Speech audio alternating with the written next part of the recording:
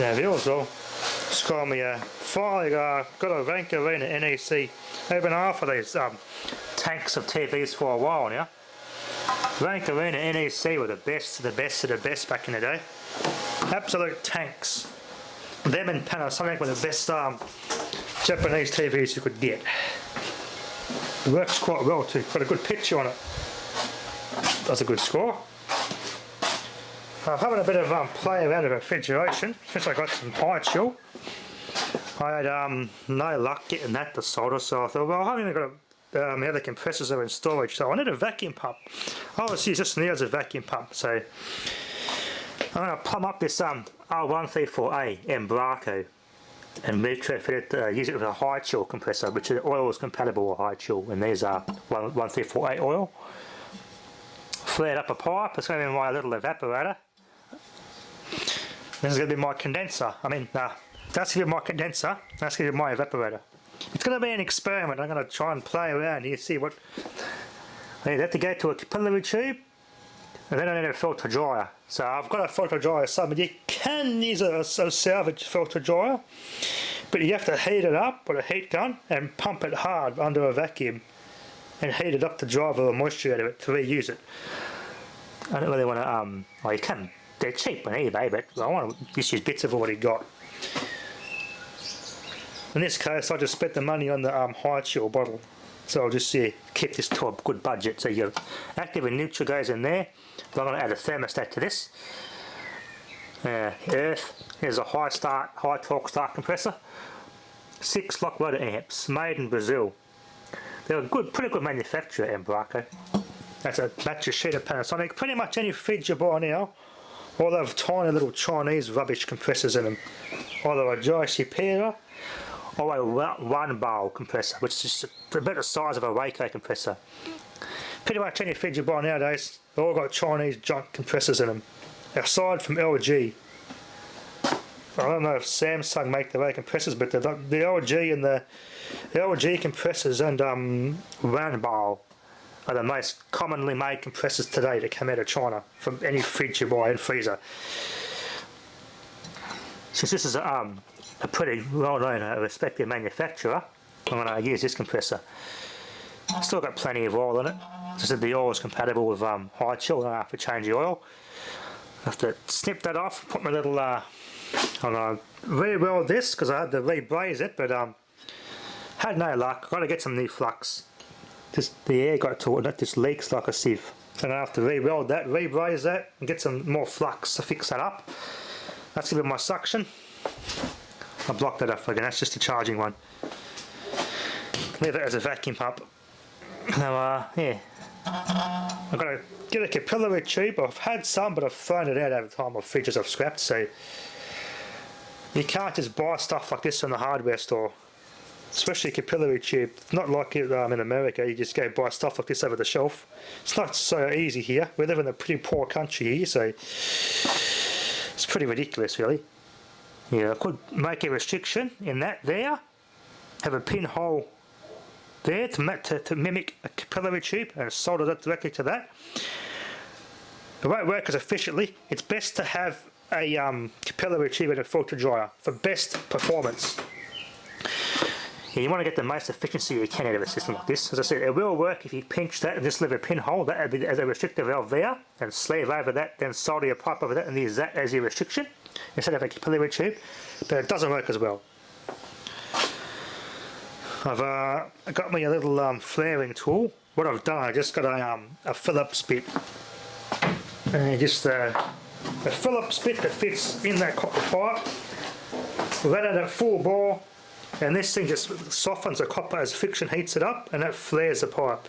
You can buy proper things, I've seen advertised on Facebook, little flaring tools, but that works just as well.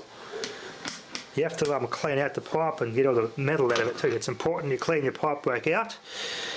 No way any contaminants getting into the compressor, it's just going to bugger it up. But yeah, I've tracked down a filter dryer and some capillary line. I might have some of my storage container, but I have to have a look.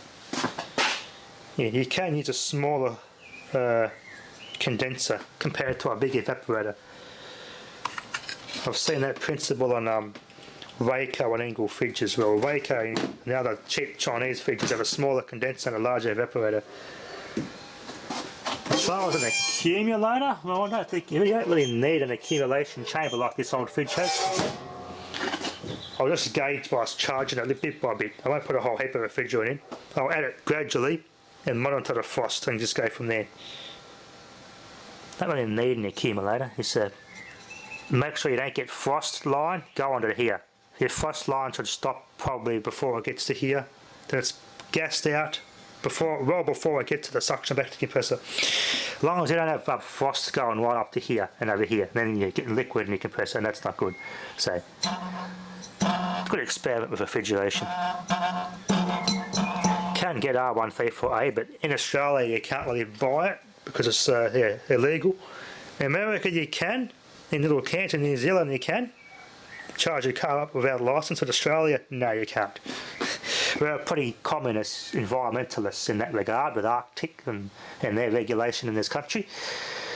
But the only way you can actually get R134A for years to come is only for licensed fridges to charge up cars made before 2015, which still use R134A.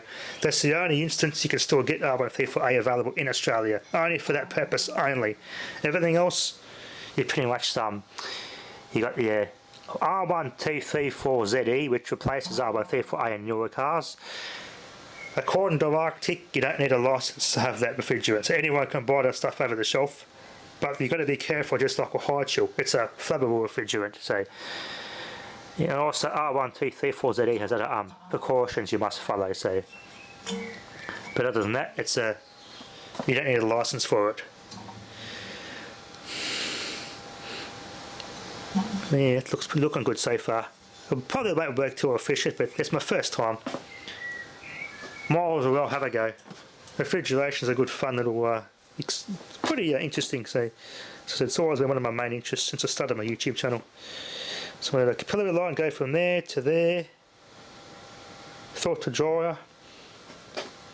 I'm also going to base my, pretty much base it off any other existing fridges. I'm just going to follow the old school, how the old school fridges did it. Keep it simple. As I said, it's an experiment, so probably won't work very efficiently at all when I gas it up, but I was going to use the same sort of principle this old system uses. So you have your goes out in there, goes in here, restricts, and then goes back up to your evaporator. As it comes out of here, it starts getting cold. So pretty much I'm going to have to put a I'll work it out. So basically you've got your suction in here. That's your suction, comes out of there. Gas goes, so that's there. Because that gets hot, so in here. And your refrigerant goes back in there. But yeah, you gotta, once you understand thermodynamics, it's not so hard. I just gotta refresh my memory because I haven't actually delved into it for quite a while now. This has two sorts, a set of capillary line that goes around that way, has an extra line, extra length to allow for it all to build up pressure and turn back into a liquid. Sucks out of here, sucks it in there, sucks it on that side to suction. So your discharge goes in there, high pressure gas goes in there, slowly condenses down, goes pushed through there, up there, see that restriction, and then starts going into liquid. I do like the simplicity of this old R12 system. Dead simple. I even have a spare Kirby K10 compressor and a condenser too in my storage. Yeah, I might even use that. I might just keep it as a display piece. But yeah, what I'll do is I'm going to get me some capillary tube and a filter dryer. So compressor output will go out to there, filter dryer, capillary line, which I'll experiment with to get that set up. Well, I've no idea how much. Basically, don't have any idea how much refrigerant to add. Just go by feel and the frost line. So I want the coil to pretty much frost up all the way. Then when it goes back, it would just stop before it goes back into here. This is going to be my condenser.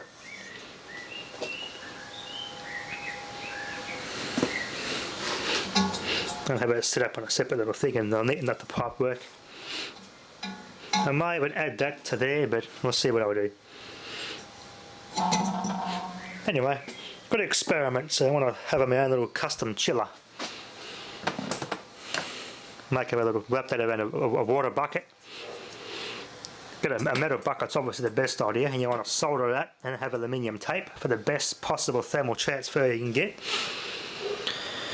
Well, I just want to build it, master that part of it, and make sure it all works. So it's always something I wanted to do.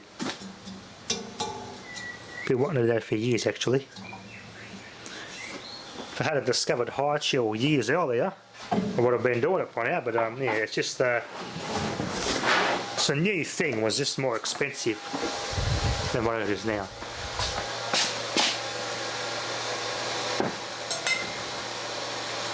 It's pretty compatible with all common oils, but not mineral oil.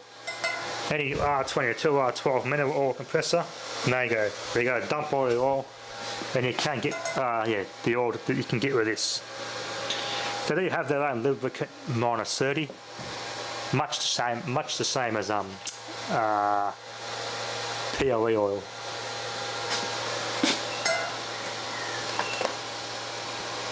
Anyway, I've had a go with this. This works very well a couple of times brazing, but I don't want to waste that gas. What I've done, I had me oven map gas torch, which has been empty, and I've refilled it with propane.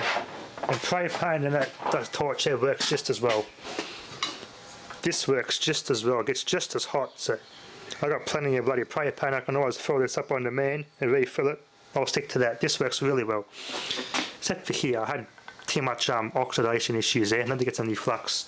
This one worked really well though. Don't look that pretty, but it shouldn't leak. Yeah, just refill this with propane, works just as well.